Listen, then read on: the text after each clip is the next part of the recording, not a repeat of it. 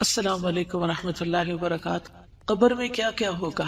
ہم سب اپنے future house کے بارے میں امیجن کریں کہ ہم اس کو کس طرح تیار کر رہے ہیں۔ لڑکیوں کے لیے تو یہ بات سمجھنا مشکل نہیں، کیونکہ ہر لڑکی شادی کے خواب دیکھتی ہے اور پھر شادی کے بعد اگلا گھر اور نیا گھر بنانے کا سوچتی ہے، اور اس کی صفائی ستھرائی اور ڈیکوریشن اور اس کے لیے بہت ساری محنت۔ لیکن یاد رکھیے کہ صرف شادی کے بعد اگلا گھر نہیں ہوتا، اس سے اگلا گھر جو ہے، جو موت کے بعد ہم سب کو ملنے والا ہے، وہ بھی ایک گھر ہے۔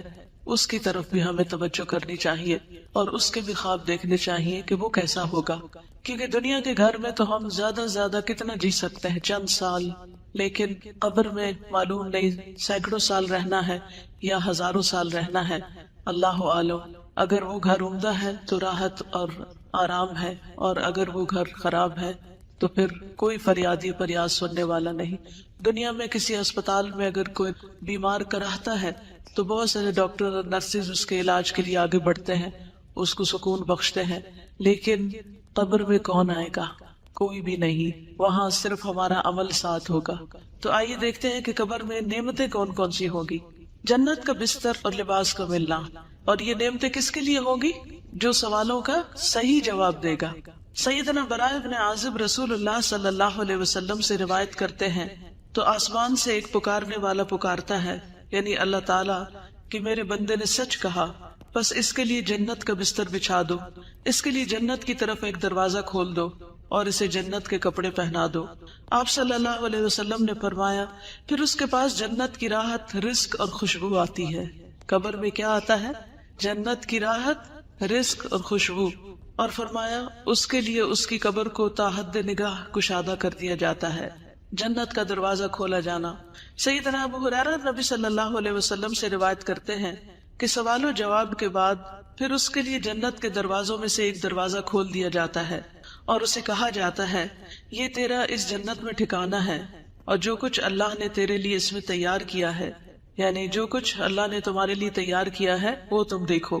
تو اس کی خوشی اور سرور میں اضافہ ہو جاتا ہے۔ یہ خوش قسمت لوگ ہیں، اللہ تعالیٰ ہمیں بھی ان میں شامل کر لے کہ جو وہاں پر اپنے ٹیسٹ میں کامیاب ہو کر خوش ہوں گے، جیسے آج آپ سرٹیفکیٹ لے کر خوش ہوں گے انشاءاللہ کہ آپ کی کوششیں قابل قدر ٹھہری۔ تو اصل سرٹیفکیٹ وہ ہے جو قبر میں ملے گا، جو وہاں کامیاب ہو گیا وہ اصل کامیاب ہے۔ پھر اس کے لیے جہنم کے دروازوں میں سے ایک دروازہ کھولا جاتا ہے اور اسے کہا جاتا ہے، اگر تو نے اس کی نافرمانی کی ہوتی تو یہ تیرا ٹھکانہ ہوتا، اور جو کچھ اللہ نے اس میں تیرے لیے تیار کیا ہوا ہے، تو اس کی خوشی اور سرور میں اضافہ ہو جاتا ہے کہ شکر اللہ نے مجھے آگ سے بچا لیا۔ صبح و شام جنت کا ٹھکانہ دکھایا جاتا ہے، جیسے بیڈ روم کے اندر ٹیلی ویژن میں لوگ طرح طرح کے مناظر دیکھتے ہیں، نیچرل بیوٹی دیکھتے ہیں یا اور خوبصورت چیزیں دیکھتے ہیں، تو بیٹھے بیٹھے اپنے بیڈ روم میں ہی خوش ہو رہے ہوتے ہیں۔ تو اسی طرح قبر میں لیٹے ہوئے جب اہل جنت، یعنی جن کو انشاءاللہ کامیابی نصیب ہوگی، وہ جنت کا اپنا ٹھکانہ دیکھتے ہیں تو اس کو دیکھ کر خوش ہوتے رہتے ہیں۔ سیدنا ابن عمر سے روایت ہے کہ رسول اللہ صلی اللہ علیہ وسلم نے فرمایا، بے شک جب تم میں سے کوئی مر جاتا ہے تو صبح و شام اس کا ٹھکانہ اس پر پیش کیا جاتا ہے، اگر وہ جنت والوں میں سے ہے تو جنت والوں کا مقام، اور اگر دوزخ والوں میں سے ہے تو دوزخ والوں کا مقام اسے دکھایا جاتا ہے، اور اس سے کہا جاتا ہے، یہ ہے تیرا ٹھکانہ جب تک کہ اللہ قیامت کے دن تجھے اٹھا کر اس جگہ نہ پہنچا دے، یہاں جانے والا ہے، تو یہ ہے تیرا گھر، یہ ہے تیرا گھر۔ بار بار اس کے مناظر دکھائے جاتے ہیں۔ اپنا ٹھکانہ دیکھ کر اللہ کا شکر ادا کرنا۔ سیدنا ابو ہریرہ سے روایت ہے، انہوں نے کہا کہ رسول اللہ صلی اللہ علیہ وسلم نے فرمایا، ہر جنتی کو جہنم میں اس کا ٹھکانہ دکھایا جاتا ہے اور وہ کہتا ہے، اگر اللہ نے مجھے ہدایت نہ دی ہوتی تو میں یہاں ہوتا۔ اس ہدایت پر کتنا اللہ کا شکر ادا کرنا چاہیے، اور یہ بات اس کے لیے شکر کا باعث بن جاتی ہے۔ کیا آج دنیا میں آپ اللہ کی دی ہوئی ہدایت پہ شکر گزار ہوتے ہیں؟ اللہ تیرا شکر ہے تو نے قرآن کی نعمت دی، تیرا شکر ہے تو نے محمد صلی اللہ علیہ وسلم کی پہچان دی، تیرا شکر ہے تو نے ہمیں دین کی سمجھ دی۔ جو آج دین کو پا کر شکر گزار ہوتے ہیں، انشاءاللہ وہ اس پر عمل کرتے ہوئے قبر میں بھی شکر گزار ہوں گے اللہ کے فضل سے۔ قبر کا 70 ہاتھ کشادہ اور سرسبز کر دیا جانا۔ قتادہ کہتے ہیں کہ ہمیں یہ بات بتائی گئی کہ اس کے لیے اس کی قبر 70 ہاتھ کشادہ کر دی جاتی ہے اور اس کو اس دن تک سبزے اور خوشحالی سے بھر دیا جاتا ہے جب وہ لوگ اٹھائے جائیں گے، یعنی قبر کے اندر بھی ایک سبزہ ہوتا ہے اور قیامت تک اس کی قبر کے اندر یہی رہتا ہے۔ قبر میں 14ویں کے چاند کی روشنی ہونا. سیدنا ابو ہریرہ رسول اللہ صلی اللہ علیہ وسلم سے روایت کرتے ہیں کہ آپ نے فرمایا بے شک مومن شخص اپنی قبر میں سبز باغیچے میں ہوتا ہے. کہاں ہوتا ہے؟ سبز باغیچے میں ہوتا ہے. سبحان اللہ، جیسے باغ میں گارڈن میں ہوتا ہے. پھر اس کے لیے اس کی قبر کو 70 ہاتھ کشادہ کر دیا جاتا ہے. دنیا میں کس کا گھر اتنا بڑا ہے؟ اتنا گھر تو دنیا میں بھی بڑا نہیں ملتا جتنا مومن کو قبر کے اندر بڑا گھر ملے گا. اور اس کے لیے 14ویں کے چاند کی طرح روشنی کر دی جاتی ہے، جس میں اس کو سکون ملتا ہے، کیونکہ اگر سورج کی روشنی ہوتی تو تھک جاتا. گھر والوں کو خبر دینے کی تمنا کرنا. سیدنا جابر سے روایت ہے کہ انہوں نے کہا کہ رسول اللہ صلی اللہ علیہ وسلم نے فرمایا جب وہ مومن اپنی قبر کی کشادگی کو دیکھتا ہے تو کہتا ہے فرشتوں مجھے چھوڑ دو، میں گھر والوں کو خوشخبری دے دوں. لیکن اسے کہا جاتا ہے کہ اب یہاں آرام سے رہو، یعنی اب گھر والوں سے کوئی رشتہ تعلق نہیں قائم ہو سکتا. بالکل ایسے ہی نا کہ جیسے ہم کہیں پر بھی ہوتے ہیں اور ہمیں کوئی خوشی ملتی ہے تو ہم فوراً، اور آج کل تو سوشل میڈیا کی وجہ سے لوگ جو کھاتے ہیں اس کی بھی تصویر اتار کے پیچھے بھیج رہے ہوتے ہیں، اور جو پہنتے ہیں اس کی بھی. تو قبر میں جا کر بھی کیا چاہیں گے کہ پیچھے والوں کو بتائیں، لیکن وہاں کوئی واٹس ایپ نہیں ہوگا. نیک اعمال کا قبر کی تنہائی کو دور کرنا. سیدنا براء ابن عازب نبی صلی اللہ علیہ وسلم سے روایت کرتے ہیں اور اس قبر میں کہ مومن کے پاس ایک خوبصورت چہرے، خوبصورت لباس اور انتہائی عمدہ خوشبو والا ایک شخص آتا ہے تو وہ کہتا ہے کہ اس چیز کی خوشخبری پاؤ جو تمہیں خوش کرے گی، یہ وہی تیرا دن ہے جس کا تم سے وعدہ کیا جاتا تھا. تو وہ اس سے پوچھتا ہے کہ تم کون ہو، تمہارا چہرہ خیر لایا ہے. تو وہ کہتا ہے میں تمہارا نیک عمل ہوں. سبحان اللہ. قبر میں کوئی ساتھ نہیں جائے گا لیکن نیک عمل ساتھ ہوگا. ہم سب اپنے قرآن پڑھنے کو دیکھیں، نمازوں کو دیکھیں، دعاؤں کو دیکھیں، لوگوں کے ساتھ خیر و بھلائی اور احسان کے کاموں کو دیکھیں کہ ہم کیا کیا کر رہے ہیں. اس پر وہ کہتا ہے اے میرے رب قیامت ابھی قائم کر دے. ابھی تو ڈر لگتا ہے نا کہ قیامت نہ آ جائے کہیں، تو وہ کہے گا ابھی قیامت قائم کر دے تاکہ میں اپنے اہل خانہ اور اپنے مال کی طرف واپس لوٹ جاؤں، تاکہ جا کے ان سے ملوں. یہ انسان کے اندر قدرتی ایک اٹریکشن ہوتی ہے اپنے گھر والوں سے ملنے کی. انسان دنیا میں کہیں بھی سیر و تفریح کر کے آئے لیکن جو مزہ اور لطف اس کو اپنوں کے اندر آتا ہے وہ کہیں نہیں آتا. تو وہاں بھی وہ کیا چاہے گا کہ میں اپنی اس خوشی کو اپنے گھر والوں کے ساتھ شیئر کروں. اور ایک روایت میں ہے اس کے پاس متشکل ہو کر یہ شکل بنا کر ایک ایسا آدمی آتا ہے جس کا چہرہ انتہائی خوبصورت، کپڑے انتہائی خوبصورت، خوشبو بہت اچھی ہوتی ہے. آپ دیکھیں کہ کسی بھی ایسے شخص کی کمپنی میں آپ کا دل کتنا خوش ہو جاتا ہے. وہ کہتا ہے تو خوشخبری پا اس چیز کی جو تجھے خوش کرے. خوشخبری پا لے اللہ کی رضامندی اور باغات کی جن میں ہمیشہ کی نعمتیں ہیں. یہ تیرا وہ دن ہے جس کا تجھ سے وعدہ کیا جاتا تھا. تو وہ فوت شدہ شخص اس سے کہتا ہے تجھے بھی اللہ خیر کی بشارت دے، تو کون ہے؟ تیرا چہرہ خیر لایا ہے. تو وہ کہتا ہے کہ میں تیرا نیک عمل ہوں. اللہ کی قسم جو کچھ میں جانتا ہوں وہ یہ ہے کہ تو اللہ کی اطاعت میں بڑی جلدی کرتا تھا، یعنی نیکی کے کاموں میں آگے آگے ہوتا تھا، اور اللہ کی نافرمانی میں بہت ہی سست تھا، یعنی پیچھے ہوتا تھا، جھجکتا تھا، ڈرتا تھا. اللہ تجھے بہترین بدلہ دے.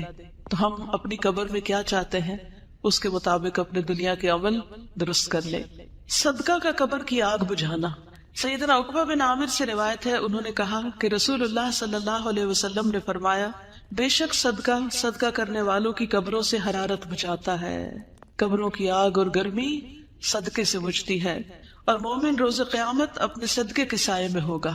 مومن قیامت کے دن صدقے کے سائے میں ہوگا. اس لیے چاہے ایک کھجور کا آدھا ٹکڑا ہی کیوں نہ اللہ کے راہ میں دے، دینے والے بنے. ہمیشہ دینے پر حرص رکھے، اور یاد رکھیے دینے والوں کو ملتا ہے. جو دیتا ہے اللہ تعالیٰ اس کو اس سے بھی زیادہ لوٹاتا ہے. اور قسم کھا کر یہ بات کہی گئی کہ صدقہ کرنے سے مال کبھی کم نہیں ہوتا.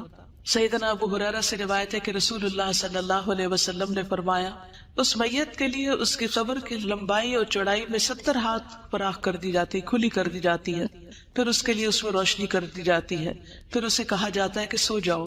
تو وہ کہتا ہے میں اپنے گھر والوں کی طرف لوٹ جاؤں تاکہ میں انہیں خبر دے دوں. تو وہ دونوں کہتے ہیں اس دلہن کی طرح سو جاؤ جسے کوئی نہیں جگاتا مگر وہ جو اس کو سب سے زیادہ پیارا ہوتا ہے، یہاں تک کہ اللہ اسے اس کی اس خوابگاہ سے اٹھائے گا. یعنی قیامت کے دن پھر وہ آرام سے اس نیند سے اٹھے گا. کتنی خوبصورت قبر ہے نیک عمل کرنے والوں کی. روح کا سبز پرندوں میں ڈالا جانا. سیدنا ابو ہریرہ نبی صلی اللہ علیہ وسلم سے روایت کرتے ہیں جسم کو اسی طرح لوٹا دیا جاتا ہے جیسے اس کی ابتدا ہوئی تھی، اور اس کی روح کو ایک پاکیزہ جسم میں ڈال دیا جاتا ہے جو کہ پرندے ہیں جو جنت کے درختوں کے ساتھ لٹکے ہوتے ہیں، یعنی یہ شہیدوں کا انجام ہے۔ شہداء کو گھر اور رزق ملنا۔ سیدنا ابن عباس سے روایت ہے، انہوں نے کہا کہ رسول اللہ صلی اللہ علیہ وسلم نے فرمایا، شہداء جنت کے دروازے پر موجود ایک نہر کے کنارے پر سبز رنگ کے خیمے میں رہتے ہیں، ان کی طرف ان کا رزق جنت سے صبح و شام آتا ہے۔ سبحان اللہ۔ جنت کا کھانا۔ ایک انصاری صحابی سے روایت ہے کہ ایک مرتبہ ہم لوگ رسول اللہ صلی اللہ علیہ وسلم کے ہمراہ ایک انصاری کے جنازے میں نکلے، اور میں اس وقت نوعمر تھا اور اپنے والد کے ساتھ تھا، تو رسول اللہ صلی اللہ علیہ وسلم قبر کے گڑھے کے کنارے بیٹھ گئے اور قبر کھودنے والے کو تلقین کرنے لگے کہ سر کی جانب سے اسے کشادہ کرو اور دونوں پاؤں کی طرف سے کشادہ کرو، البتہ اس کے لیے جنت میں انگور کے بہت سے خوشے ہیں۔ یعنی نبی صلی اللہ علیہ وسلم نے اس کے دفنانے سے پہلے ہی اس کے لیے خوشخبری دے دی۔ شہداء کی خصوصی مہمان نوازی۔ سیدنا مسروق سے روایت ہے، انہوں نے کہا کہ ہم نے عبداللہ بن مسعود سے اس آیت کے بارے میں سوال کیا، اور جنہیں اللہ کے راستے میں قتل کیا جائے انہیں مردہ گمان نہ کرو بلکہ وہ زندہ ہیں، اپنے رب کے پاس سے رزق دیے جاتے ہیں۔ تو انہوں نے کہا ہم بھی رسول اللہ صلی اللہ علیہ وسلم سے اس بارے میں سوال کر چکے ہیں، تو آپ صلی اللہ علیہ وسلم نے فرمایا ان کی روحیں سبز پرندوں کے پیٹ میں ہوتی ہیں، ان کے لیے ایسی قندیلیں ہیں جو عرش کے ساتھ لٹکی ہوئی ہیں، اور وہ روحیں جنت میں جہاں چاہیں کھاتی اور پھرتی رہتی ہیں، پھر ان قندیلوں میں واپس آ جاتی ہیں، یعنی جہاں سے جاتی ہیں۔ ان کا رب ان کی طرف جھانک کر دیکھتا ہے اور فرماتا ہے کیا تمہیں کسی چیز کی خواہش ہے؟ وہ عرض کرتے ہیں ہم کس چیز کی خواہش کریں، حالانکہ ہم جہاں چاہتے ہیں جنت میں کھاتے پھرتے ہیں۔ اللہ تعالیٰ ان سے اس طرح 3 مرتبہ فرماتا ہے، پھر جب وہ دیکھتے ہیں کہ انہیں کوئی چیز مانگے بغیر چھوڑا نہیں جائے گا تو وہ عرض کرتے ہیں اے رب، ہم چاہتے ہیں کہ تو ہماری روحیں ہماری جسموں میں لوٹا دے، یہاں تک کہ ہم تیرے راستے میں ایک مرتبہ پھر قتل کیے جائیں۔ پھر جب اللہ دیکھتا ہے کہ انہیں اب کوئی ضرورت نہیں تو انہیں چھوڑ دیا جاتا ہے، یعنی اللہ تعالیٰ ان کی اتنی کیئر کرتے ہیں۔ نیک اعمال کا ثواب پہنچتے رہنا۔ 3 قسم کے اعمال کا سلسلہ جاری رہنا۔ سیدنا ابو ہریرہ سے روایت ہے کہ رسول اللہ صلی اللہ علیہ وسلم نے فرمایا جب انسان فوت ہو جاتا ہے تو 3 اعمال کے سوا اس کے تمام اعمال کا سلسلہ منقطع ہو جاتا ہے، صدقہ جاریہ، یا وہ علم جس سے نفع اٹھایا جاتا رہے، یا نیک اولاد جو اس میت کے لیے دعا کرتی ہے، یہ مرنے کے بعد بھی نیکیوں میں اضافے کا سبب بنتے ہیں۔ اولاد کی دعا سے درجات بلند ہونا۔ سیدنا ابو ہریرہ سے روایت ہے، انہوں نے کہا کہ رسول اللہ صلی اللہ علیہ وسلم نے فرمایا بے شک اللہ عز و جل جنت میں نیک آدمی کا درجہ بلند فرمائیں گے تو وہ عرض کرے گا اے رب یہ درجہ مجھے کیسے حاصل ہوا؟ اللہ تعالیٰ فرمائیں گے تیری اولاد کا تیرے لیے استغفار کرنے کی وجہ سے۔ تو ہم سب کو اپنے والدین کے لیے جو فوت ہو چکے ہیں بخشش کی دعا کرنی چاہیے۔ ایک دفعہ میں دعا کرتی ہوں، میں اپنے والد کی نیت کرتی ہوں، آپ سب اپنے اپنے والدین کی جو دنیا سے جا چکے ہیں یا دادا دادی جو بھی، ان کے لیے نیت کر لیجیے۔ اللہم اغفر لہ وارحمہ وعافہ واعف عنہ واکرم نزلہ ووسع مدخلہ واغسلہ بالماء والثلج والبرد ونقہ من الخطایا كما ينقى الثوب الأبيض من الدنس اللهم أبدله دارا خيرا من داره وأهلا خيرا من أهله وزوجا خيرا من زوجه اللهم أدخله الجنة اللهم أدخله الجنة اللهم أدخله الجنة وأعذه من عذاب القبر ومن عذاب النار۔ جہاں اپنی بخشش کی دعا مانگا کرے وہاں اپنے والدین کی بخشش کی دعا بھی ضرور کیا کرے، کیونکہ اللہ سبحانہ وتعالیٰ کا فرمان ہے انشکر لی ولوالدیک، کہ میرا شکر ادا کرو اور اپنے والدین کا۔ تو والدین کا شکریہ صرف اس طرح ادا نہیں ہو سکتا کہ ہم انہیں کہیں آپ کا بہت شکریہ، آپ نے میں پیدا کیا یا میں پالا۔ شکر عمل سے ہوتا ہے، اور وہ عمل کیا ہے کہ ان کے لیے دعا کی جائے، ان کی طرف سے صدقہ خیرات کیا جائے۔ کوئی سوال؟ کیوں نہیں ٹھیک؟ مجھے یاد ہے میں بہت چھوٹی تھی اور میری والدہ نے یہ حدیث مجھے سنا دی تھی، ابھی میں نے ہوش نہیں سنبھالا تھا۔ ان کو تھوڑا سا پہلے آپ راہ ہموار کریں کہ دیکھیں ہم اس دنیا میں اللہ کی عبادت کے لیے آئیں، جہاں ایک طرف قبر میں نعمتیں ہیں وہاں دوسری طرف قبر میں عذاب بھی ہے۔ سیدہ عائشہ رضی اللہ تعالیٰ عنہ سے روایت ہے کہ ایک یہودی عورت ان کے پاس آئی، اس نے عذاب قبر کا ذکر کیا، تو عائشہ رضی اللہ تعالیٰ عنہ سے کہا کہ اللہ آپ کو عذاب قبر سے پناہ میں رکھے۔ اس پر عائشہ رضی اللہ تعالیٰ عنہ نے رسول اللہ صلی اللہ علیہ وسلم سے عذاب قبر کے بارے میں پوچھا۔ آپ صلی اللہ علیہ وسلم نے فرمایا ہاں عذاب قبر حق ہے۔ عائشہ رضی اللہ تعالیٰ عنہ نے بیان کیا کہ پھر میں نے کبھی ایسا نہیں دیکھا کہ رسول اللہ صلی اللہ علیہ وسلم نے کوئی نماز پڑھی ہو اور اس میں عذاب قبر سے اللہ کی پناہ نہ مانگی ہو. یہ کون دعا کر رہا ہے؟ نبی صلی اللہ علیہ وسلم. یہ دعا کہاں پڑھی جاتی ہے کچھ پتا ہے آپ کو؟ تشہد کے بعد. اللہم انی اعوذ بک من عذاب القبر واعوذ بک من عذاب جہنم واعوذ بک من فتنة المسیح الدجال واعوذ بک من فتنة المحیا والممات. جہاں ہم رب جلنی پڑھتے ہیں نا، تو چاہے تو اس کی جگہ آپ پڑھ لیں، چاہے تو اس کے ساتھ پڑھ لیں، دونوں صورتیں کر سکتے ہیں. ٹھیک ہے. تو نبی صلی اللہ علیہ وسلم اس دعا کو ہمیشہ پڑھتے تھے. ہمیں بھی پڑھنی چاہیے اور قبر کے عذاب سے پناہ مانگنی چاہیے. نبی صلی اللہ علیہ وسلم اگر عذاب قبر سنوا دیتے تو لوگ دفن کرنا چھوڑ دیتے. سیدنا انس سے روایت ہے کہ نبی صلی اللہ علیہ وسلم نے فرمایا، اگر مجھے یہ ڈر نہ ہوتا کہ تم لوگ اپنے مردوں کو دفن کرنا چھوڑ دو گے تو میں اللہ سے دعا کرتا کہ وہ تمہیں قبر کا عذاب سنا دے. جانوروں کو عذاب کی آوازیں آنا. سیدنا ابن مسعود سے روایت ہے کہ آپ صلی اللہ علیہ وسلم نے فرمایا، بے شک مردوں کو ان کی قبروں میں عذاب دیا جاتا ہے یہاں تک کہ یقیناً جانور ان کی آوازیں سنتے ہیں.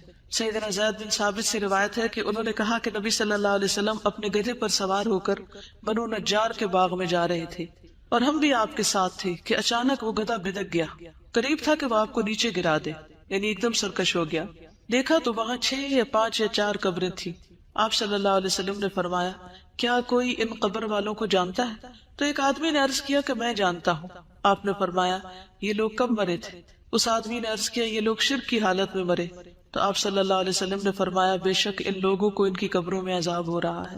اگر مجھے یہ خیال نہ ہوتا کہ تم لوگ اپنے مردوں کو دفن کرنا چھوڑ دو گے تو میں اللہ سے دعا کرتا کہ وہ تمہیں بھی قبر کا عذاب سنا دے جسے میں سن رہا ہوں.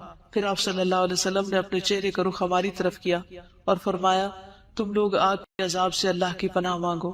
انہوں نے یعنی صحابہ نے عرض کیا، ہم آگ کے عذاب سے اللہ کی پناہ مانگتے ہیں.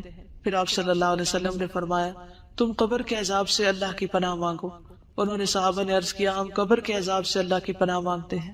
پھر آپ نے فرمایا، تم ہر قسم کے ظاہری اور باطنی فتنوں سے اللہ کی پناہ مانگو. انہوں نے عرض کیا، ہم ہر قسم کے ظاہری اور باطنی فتنوں سے اللہ کی پناہ مانگتے ہیں. آپ نے فرمایا، تم دجال کے فتنے سے اللہ کی پناہ مانگو. انہوں نے صحابہ نے عرض کیا، ہم دجال کے فتنے سے اللہ کی پناہ مانگتے ہیں. یہاں سے یہ بھی پتہ چلتا ہے کہ نبی صلی اللہ علیہ وسلم کی جو تعلیم تھی وہ سچویشنل بھی ہوتی تھی. جس وقت جو سچویشن پیش آتی اس کے مطابق لوگوں کو تعلیم دیتے. کیا آپ شادی کے مجلس میں یہ کتاب لے جائیں گی؟ کیا خیال ہے؟ شادی والے دن شادی والے گھر میں یہ کتاب سنائیں گی؟ نہیں. نبی صلی اللہ علیہ وسلم نے صحابہ کو قبر وغیرہ کے بارے میں کس وقت بتایا؟ جب وہ قبریں دیکھی انہوں نے، ان حالات یعنی اس موقع کی مناسبت سے. جہنم کا دروازہ کھلنا اور حرارت اور گرم ہوا کا اندر آنا. سیدنا براء بن عازب رسول اللہ صلی اللہ علیہ وسلم سے روایت کرتے ہیں، اور اس کے لیے آگ یعنی غیر مومن کے لیے آگ کی طرف سے ایک دروازہ کھول دیا جاتا ہے. آپ صلی اللہ علیہ وسلم نے فرمایا، تو اس کی حرارت اور گرم ہوا اس کے پاس آتی ہے. فرمایا، اور اس پر اس کی قبر اتنی تنگ کر دی جاتی ہے یہاں تک کہ اس کی پسلیاں ایک دوسرے میں پیوست ہو جاتی ہیں، یعنی آپس میں چڑ مڑ جاتی ہے، جیسے یہ انگلیاں ایک دوسرے کے اندر چلی جاتی ہیں، ہڈی پسلی ٹوٹ جاتی ہے. سیدنا ابو ہریرہ سے روایت ہے، کہتے ہیں کہ رسول اللہ صلی اللہ علیہ وسلم نے فرمایا، ہر جہنمی اپنا ٹھکانہ جنت میں دیکھتا ہے تو وہ کہتا ہے، کاش اللہ مجھے ہدایت دے دیتا. تو یہ بات اس کے لیے حسرت کا باعث بن جاتی ہے. یعنی لوگ جہنم دیکھ کے قبر میں کیا تمنا کریں گے، کیا کہیں گے، کاش مجھے دنیا میں ہدایت مل جاتی. آج لوگ ہدایت کی طرف نہیں آنا چاہتے، ہم ان کے لیے کڑتے ہیں، لیکن کل وہ اپنے لیے خود پریشان ہوں گے. تو اللہ کا شکر ہے جس نے ہمیں اس راستے کی ہدایت دی. اللہ تعالیٰ ہمیں اس پر استقامت عطا فرمائے، اس پر قائم رکھے اور ہمیں قبر کے عذاب سے محفوظ رکھے. جہنم سے لباس اور بستر آنا اور آگ کی طرف دروازہ کھلنا. سیدنا براء بن عازب رسول اللہ صلی اللہ علیہ وسلم سے روایت کرتے ہیں، غیر مومن کے جواب پر آسمان سے ایک منادی آواز لگاتا ہے کہ اس نے جھوٹ بولا، اس کے لیے آگ کا بستر بچھا دو اور آگ کا لباس پہنا دو اور اس کے لیے آگ کی طرف دروازہ کھول دو. زمین کا باہم مل جانا اور پسلیوں کا ایک دوسرے میں گھس جانا. سیدنا ابو ہریرہ سے روایت ہے، کہتے ہیں کہ رسول اللہ صلی اللہ علیہ وسلم نے فرمایا، بس زمین کو حکم دیا جاتا ہے کہ اس پہ مل جا، یعنی تنگ ہو جا، تو وہ زمین اس پر مل جاتی ہے تو اس کی پسلیاں ایک دوسرے میں پیوست ہو جاتی ہیں. پھر وہ شخص اسی عذاب میں مبتلا رہے گا یہاں تک کہ اللہ اسے اس کی اس جگہ سے اٹھا دے گا. یعنی تھوڑی دیر بھی جگہ تنگ ہو تو ہمارا دل گھبرانے لگتا ہے، کوئی کمرہ تنگ ہو، تنگی میں ہم کتنے پریشان ہوتے ہیں. تو آپ سوچئے کہ غیر مومن کے لیے کافر یا منافق کے لیے قبر تنگ ہوگی اور اسی تنگی میں وہ رہے گا جیسے جیل خانے میں ہو۔ سیدنا ابو ہریرہ نبی صلی اللہ علیہ وسلم سے روایت کرتے ہیں کہ نبی صلی اللہ علیہ وسلم نے فرمایا، اور بے شک کافر کے پاس جب اس کے سر کی طرف سے آیا جاتا ہے تو وہاں کوئی چیز موجود نہیں ہوتی، پھر اس کی دائیں طرف سے آیا جاتا ہے تو وہاں کوئی چیز موجود نہیں ہوتی، پھر اس کی بائیں طرف سے آیا جاتا ہے تو کوئی چیز موجود نہیں ہوتی، پھر اس کے دونوں پاؤں کی طرف سے آیا جاتا ہے تو وہاں کوئی چیز موجود نہیں ہوتی، یعنی کوئی عمل نہیں ہوتا۔ اگر آپ پیچھے سے کتاب پڑھیں گے تو اس میں مومن کے بارے میں بتایا جاتا ہے کہ سر کی طرف سے نماز آ جائے گی، دائیں طرف سے صدقہ آ جائے گا جسے دائیں ہاتھ سے دیتا تھا، بائیں طرف سے امر بالمعروف نہی عن المنکر وغیرہ، اور پاؤں کی طرف سے اور بھی نیکیاں جو ہے وہ اس کی آ جائیں گی۔ پھر اس کا نیک عمل اس کے ساتھ ہوگا، جو قرآن اس نے پڑھا ہوگا وہ اس کے پاس ہوگا، یعنی جو جو اچھے کام کیے ہوگے وہ قبر میں سارے اس کے لیے قبر کو خوبصورت بنائیں گے۔ لیکن کافر اور منافق چونکہ اس کا عقیدہ ہی ٹھیک نہیں تھا تو اس نے جو نیکیاں کی وہ بھی ضائع ہو گئی، دنیا میں اس کو اس کا اجر مل گیا اور آخرت میں اس کے لیے کچھ بھی نہیں ہوگا۔ اعمال کا انتہائی کبھی شکل میں آنا۔ سیدنا براء ابن عازب نبی صلی اللہ علیہ وسلم سے روایت کرتے ہیں، اور اس کے پاس ایک بدصورت آدمی گندے کپڑے والا بدبودار شخص آتا ہے، وہ کہتا ہے اس چیز کی خوشخبری پاؤ جو تمہیں بری لگتی ہے، کہ یہ تیرا وہی دن ہے جس کا تجھ سے وعدہ کیا گیا تھا۔ تو وہ پوچھتا ہے کہ تو کون ہے؟ تیرے چہرے سے شر کی خبر معلوم ہوتی ہے۔ وہ کہتا ہے میں تیرا گندا عمل ہوں۔ وہ کہتا ہے میرے رب تو قیامت قائم نہ کرنا۔ مومن کیا چاہتا ہے؟ اے رب قیامت قائم کر، اور کافر چاہے گا کہ قیامت قائم نہ ہو۔ اندھا بہرا فرشتہ مقرر کیا جانا۔ سیدنا براء ابن عازب رسول اللہ صلی اللہ علیہ وسلم سے روایت کرتے ہیں، پھر اس پر ایک اندھا بہرا فرشتہ مقرر کر دیا جاتا ہے۔ اس کے پاس لوہے کا ایک ایسا گرز ہیمر ہوتا ہے کہ اگر اسے پہاڑ پہ مارا جائے تو پہاڑ ریزہ ریزہ ہو جائے، اتنی زور کی پٹائی ہوتی ہے۔ فرمایا پھر وہ اس گرز سے اس کو مارتا ہے، اور اس کی مار کی آواز کو مشرق و مغرب کے درمیان کی ہر چیز سنتی ہے سوائے جن و انس کی۔ پھر وہ مردہ بھی مٹی ہو جاتا ہے، پھر اس میں روح لوٹا دی جاتی ہے، بار بار وہ مرتا اور جیتا ہے اور اس مصیبت سے گزرتا ہے۔ لوہے کے ہتھوڑے سے دونوں کانوں کے درمیان یعنی گدی پر مار پڑنا۔ سیدنا انس رضی اللہ تعالیٰ عنہ نبی صلی اللہ علیہ وسلم سے روایت کرتے ہیں کہ نبی صلی اللہ علیہ وسلم نے فرمایا پھر اس کے دونوں کانوں کے درمیان لوہے کے ہتھوڑے سے ایک ضرب لگائی جاتی ہے تو وہ زور سے چیخ اٹھتا ہے۔ اس کی چیخ و پکار کو جن و انس کے علاوہ اس کے پاس پاس کی تمام مخلوق سنتی ہے۔ قبر میں کیڑے پکوڑوں اور سانپ کا ڈسنا اور نوچنا۔ سیدنا ابو ہریرہ سے روایت ہے، انہوں نے کہا کہ رسول اللہ صلی اللہ علیہ وسلم نے فرمایا پھر اسے کہا جاتا ہے سو جا جیسے منحوش سوتا ہے۔ راوی کہتے ہیں میں نے ابو ہریرہ سے کہا منحوش سے کیا مراد ہے؟ انہوں نے کہا اس سے مراد وہ آدمی جسے کیڑے مکوڑے اور سانپ ڈستے اور نوچتے رہتے ہیں، پھر اس پر اس کی قبر تنگ کر دی جاتی ہے۔ 99 گنجے سانپوں کا مسلط کیا جانا۔ سیدنا ابو ہریرہ رسول اللہ صلی اللہ علیہ وسلم سے روایت کرتے ہیں کہ آپ نے فرمایا کیا تم جانتے ہو یہ آیت کس بارے میں نازل ہوئی؟ بس بے شک اس کے لیے تنگ گزران ہے۔ وَإِنَّ لَهُ مَعِيشَةً ضَنْكَ وَنَحْشُرُهُ يَوْمَ الْقِيَامَةِ أَعْمَى، کہ ہم اسے قیامت کے دن اندھا کر کے اٹھائیں گے۔ آپ نے فرمایا کیا تمہیں معلوم ہے کہ تنگ گزران کیا ہے، یعنی تنگ زندگی کیا ہے؟ انہوں نے عرض کیا اللہ اور اس کے رسول ہی بخوبی جانتے ہیں۔ آپ نے فرمایا کافر کا اس کی قبر میں عذاب سے دوچار ہونا ہے، یعنی وہ تنگی ہے جو قبر میں پیش آئے گی۔ اور اس ذات کی قسم جس کے ہاتھ میں میری جان ہے، بے شک اس پر 99 گنجے سانپ مسلط کر دیے جاتے ہیں۔ کیا تم جانتے ہو وہ سانپ کیسا ہوتا ہے؟ وہ 70 سانپ ہیں اور ہر سانپ کے 7 سر ہوتے ہیں۔ ایک سانپ کے 7 منہ ہوتے ہیں، 7 سر۔ وہ اسے قیامت کے دن تک ڈستے اور نوچتے رہتے ہیں۔ اب سوال یہ پیدا ہوتا ہے کہ عذاب قبر کس کس کو ہوگا؟ ایک کافر منافق تو ہو ہی گیا، اس کے علاوہ کفر اور نفاق میں مبتلا لوگ۔ قال اللہ تعالی فی القرآن الکریم عن فرعون النار یعرضون علیہا غدوا وعشیا ویوم تقوم الساعة ادخلوا آل فرعون اشد العذاب۔ قرآن کریم میں اللہ تعالیٰ فرعون کے بارے میں فرماتے ہیں وہ صبح و شام آگ پر پیش کیے جاتے ہیں۔ وہ تو پانی میں ڈوبے تھے۔ کچھ لوگوں کا سوال یہ ہوتا ہے کہ جو لوگ قبر میں نہیں جاتے ان کو عذاب قبر کیسا ہوتا ہے؟ کوئی چاہے قبر میں جائے کہ نہ جائے، پانی میں ڈوب کے مرے، کسی شیر چیتے کے پیٹ میں چلا جائے، کہیں بھی چلا جائے، اللہ سبحانہ وتعالیٰ اپنی قدرت اور طاقت کے ساتھ اس کی اسی جگہ کو اس کے لیے قبر بنا دیتے ہیں، اور وہاں بھی اس کے لیے عذاب ویسا ہی ہو جاتا ہے جیسا اس کے لائق ہوتا ہے۔ تو آل فرعون صبح شام آگ پر پیش کی جاتی ہے، اور جس دن قیامت قائم ہوگی تو حکم ہوگا آل فرعون کو سخت ترین عذاب میں داخل کر دو، یعنی آخرت کا عذاب اور بھی شدید ہے۔ وقال فی المنافقین فکیف اذا توفتهم الملائکۃ یضربون وجوہهم وادبارهم ذلک بانہم اتبعوا ما اسخط اللہ وَكَرِهُوا رِضْوَانَهُ فَأَحْبَطَ أَعْمَالَهُمْ، اور منافقین کے بارے میں فرماتے ہیں پھر اس وقت ان کا حال کیا ہوگا جب فرشتے ان کی روح قبض کریں گے تو ان کے چہروں اور پشتوں پر مار رہے ہوں گے، یہ اس لیے کہ وہ ایسی بات کے پیچھے لگ گئے جس نے اللہ کو ناراض کر دیا اور اس کی رضا کی راہ اختیار کرنے کو پسند نہ کیا، تو اس اللہ نے ان کے سب اعمال ضائع کر دیے۔ یعنی موت کے وقت بھی فرشتے مارتے ہیں۔ کبھی کسی نے دیکھا موت کے وقت مار پڑتی؟ دیکھی کسی نے؟ ہماری آنکھیں نہیں دیکھتی، لیکن قرآن ہمیں بتاتا ہے کہ ایسا ہوتا ہے۔ تو یہ علم غیب سے تعلق رکھتا ہے۔ قبر کا عذاب کس سے تعلق رکھتا ہے؟ علم غیب سے۔ یعنی جب ایک انسان مر جاتا ہے نا تو دنیا سے اس کا رشتہ ختم ہو جاتا ہے۔ پھر قبر میں کیا ہوتا ہے وہ وہی جانتا ہے، ہم نہیں جان سکتے۔ ہم اگر قبر کھود کے بھی دیکھیں تو ہمیں نظر نہیں آئے گا کچھ۔ کبھی کبھی ایسے ہوتا ہے کہ اللہ سبحانہ وتعالیٰ دنیا میں بھی ایسی کچھ نشانیاں دکھا دیتا ہے۔ میں نے ایک ویڈیو کلپ دیکھا تھا کہ کسی ملک میں ایک میت کو دفن کر رہے اور قبر کھود رہے اور اس میں بار بار سانپ آ رہا ہے۔ یہ میں نے اپنی آنکھوں سے دیکھا کہ وہ مختلف طریقوں سے اس سانپ کو نکالنے کی کوشش کرتے ہیں، ہٹانے کی، رخ موڑنے کی، لیکن وہ سانپ باز نہیں آتا۔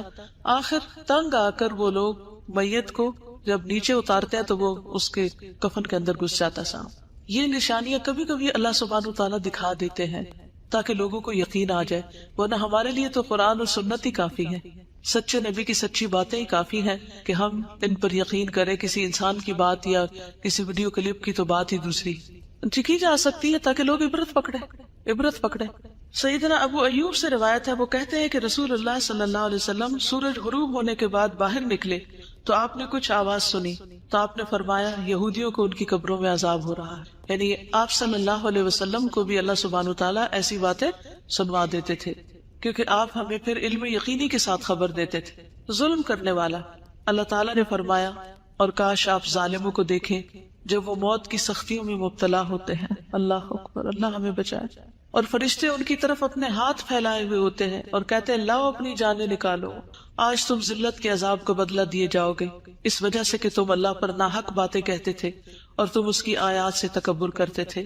چغل خور اور پیشاب کی چھینٹوں سے نہ بچنے والا، سیدنا ابن عباس سے روایت ہے کہ نبی صلی اللہ علیہ وسلم 2 قبروں کے پاس سے گزرے تو آپ نے فرمایا ان 2 قبر والوں کو عذاب دیا جا رہا ہے اور ان دونوں کو کسی بڑی بات پر عذاب نہیں دیا جا رہا۔ پھر آپ نے فرمایا کیوں نہیں، بڑی بات ہی ہے۔ ان میں سے ایک شخص تو چغل خوری میں دوڑ دھوپ کیا کرتا تھا، یعنی ادھر کی بات ادھر لگا، ادھر کی شکایت ادھر، ادھر کی ادھر، لوگوں کی بری باتیں اور غیبتیں آگے سے آگے پہنچاتا تھا، یعنی ہر وقت اس کی گفتگو میں دوسروں کی برائیاں شامل تھی۔ دوڑ دھوپ کرتا یعنی اس کی ایفرٹ اور ساری بھاگ دوڑ یہی تھی، اس کا انٹرسٹ ہی یہی تھا۔ اور دوسرا اپنے پیشاب سے بچنے کے لیے احتیاط نہیں کرتا تھا۔ کچھ لوگ تو کموڈ پہ بیٹھتے ہیں اور کچھ لوگ کموڈ پہ نہیں بیٹھتے، نیچے بیٹھتے ہیں، اور وہ جو پیشاب کرتے ہیں تو پاؤں پہ بھی چھینٹیں پڑ رہی ہوتی ہے، کپڑوں میں بھی پڑ رہی ہوتی ہے، پھر انہیں کپڑوں میں نماز بھی پڑھ لیتے ہیں۔ تو طہارت کا اہتمام کرنا بے حد ضروری ہے۔ اللہ سبحانہ تعالیٰ ہمیں صحیح طہارت اختیار کرنے کی توفیق دے، نہ ہم حد سے بڑھیں اور نہ اس کو چھوڑیں۔ سیدنا ابن عباس سے مروی ہے کہ رسول اللہ صلی اللہ علیہ وسلم نے فرمایا قبر کا عموماً عذاب پیشاب کی وجہ سے ہوتا ہے، پس تم پیشاب کے چھینٹوں سے بچا کرو۔ مظلوم کی مدد نہ کرنے والا اور بغیر وضو کے نماز پڑھنے والا، سیدنا ابن مسعود سے روایت ہے کہ آپ صلی اللہ علیہ وسلم نے فرمایا اللہ کے بندوں میں سے ایک بندے کے بارے میں حکم دیا گیا کہ اسے قبر میں 100 کوڑے لگائے جائیں۔ وہ تخفیف کا سوال کرتا رہا اور دعا کرتا رہا یہاں تک کہ 1 کوڑا باقی رہ گیا، باقی معاف کر دیے گئے۔ جب اسے یہ 1 کوڑا لگایا گیا تو اس پر اس کی قبر آگ سے بھر گئی۔ پھر جب اسے سزا کا اثر زائل ہوا تو اس نے فرشتوں سے کہا تم نے کس بنا پہ مجھے کوڑا لگایا؟ انہوں نے کہا تم نے ایک نماز بغیر وضو کے پڑھی تھی اور تم ایک مظلوم کے پاس سے گزرے تھے، تم نے اس کی مدد نہیں کی تھی، یعنی تمہارے سامنے کسی کی پٹائی ہو رہی تھی اور تم نے روکا نہیں اس کو۔ تو ہمیں اپنی ساری زندگیوں کا جائزہ لینا ہے اور جہاں جہاں ہمارے اعمال قرآن و سنت سے ٹکراتے ہیں وہاں ان سے بچنا ہے اور اللہ سے ہر وقت توبہ کرتے رہنا ہے۔ خیانت کرنے والا، سیدنا ابو ہریرہ سے روایت ہے کہ جب ہم نے خیبر فتح کیا تو ہمیں مال غنیمت میں سونا اور چاندی نہیں ملے بلکہ گائے، اونٹ، سامان اور باغات ملے تھے۔ پھر ہم رسول اللہ صلی اللہ علیہ وسلم کے ساتھ وادی قرا کی طرف لوٹے اور آپ کے ہمراہ آپ کا غلام تھا جس کو مدغم کہا جاتا تھا، جو بنو ذباب کے ایک آدمی نے آپ کو ہدیے میں دیا تھا۔ اس دوران کہ وہ رسول اللہ صلی اللہ علیہ وسلم کا کجاوا اتار رہا تھا کہ اچانک نامعلوم سمت سے ایک تیر آ کر اس غلام کو لگ گیا۔ لوگوں نے کہا اس کے لیے شہادت مبارک ہو، تو رسول اللہ صلی اللہ علیہ وسلم نے فرمایا ہرگز نہیں، اس ذات کی قسم جس کے ہاتھ میں میری جان ہے، جو چادر اس نے خیبر کے دن تقسیم ہونے سے پہلے مال غنیمت میں سے چرائی، جو چادر اس نے مال غنیمت میں سے چرائی تھی وہ اس پر آگ کا شعلہ بن کر بھڑک رہی ہے۔ یہ شخص کون تھا؟ مومن تھا نا؟ کون تھا؟ نبی صلی اللہ علیہ وسلم کی خدمت کرتا تھا، اتنا بڑا اعزاز اس کو حاصل تھا، لیکن اس کے ساتھ اس نے ناسمجھی کی وجہ سے کیا کیا؟ چادر چوری کر لی بیت المال میں سے۔ اللہ کا مال، لوگوں کی ڈونیشن جو ہوتی ہے، یعنی جیسے آپ میں سے کئی انچارجز ہوگی، کئی برانچ انچارجز ہوگی، کئی ڈونیشن جمع کرتے ہوں گے، وہ آپ کے لیے کالے سانپ کی طرح ہے کہ اس کو آپ اپنی ذات پہ نہیں لگا سکتے، کہ آپ اللہ کے دین کی خدمت کے لیے پیسہ اکٹھا کریں اور پھر ذاتی فائدے اٹھانا شروع کر دیں۔ یہ اپنی آخرت عاقبت خراب کرنے کے برابر ہے۔ ایک سوئی دھاگا بھی اس میں سے نہیں لینا چاہیے۔ لوگ جس مقصد کے لیے جو مال دے اس کو وہی خرچ کر دینا چاہیے، اور اس کی حفاظت بھی کرنی چاہیے، اسے ضائع ہونے کے لیے اور چوری ہونے کے لیے نہیں چھوڑ دینا چاہیے۔ یہ بات سن کر ایک آدمی 1 یا 2 تسمے لے کر آیا تو کہنے لگا یہ چیز میں نے اٹھائی تھی۔ تو رسول اللہ صلی اللہ علیہ وسلم نے فرمایا یہ بھی آگ کا 1 تسمہ یا 2 تسمے بنتے، اگر تم اس کو نہ جمع کراتے تو یہ تمہارے لیے آگ بن جاتے۔ جھوٹ بولنے والا، استغفر اللہ استغفر اللہ۔ سیدنا سمرہ بن جندب سے روایت ہے، کہتے ہیں کہ نبی صلی اللہ علیہ وسلم نے فرمایا آج رات میں نے 2 آدمیوں کو دیکھا جو میرے پاس آئے۔ ان دونوں نے کہا کہ جسے آپ نے دیکھا ہے اس کی باچھ کو چیرا جا رہا تھا، وہ بڑا ہی جھوٹا تھا، جو ایک جھوٹی بات کرتا اور اس سے وہ جھوٹ نقل کیا جاتا یہاں تک کہ دنیا کے کونوں میں پہنچ جاتا، قیامت کے دن تک اس کو یہی سزا ملتی رہے گی۔ اور بعض اوقات ہمارے اخبار، ریڈیو، ٹیلی ویژن جھوٹی خبریں آگے نشر کرتے ہیں، اسی طرح بعض اوقات واٹس ایپ پر ہم جھوٹی خبریں آگے پہنچاتے ہیں، بغیر جانے کوئی بھی چیز آگے نہ پہنچائے۔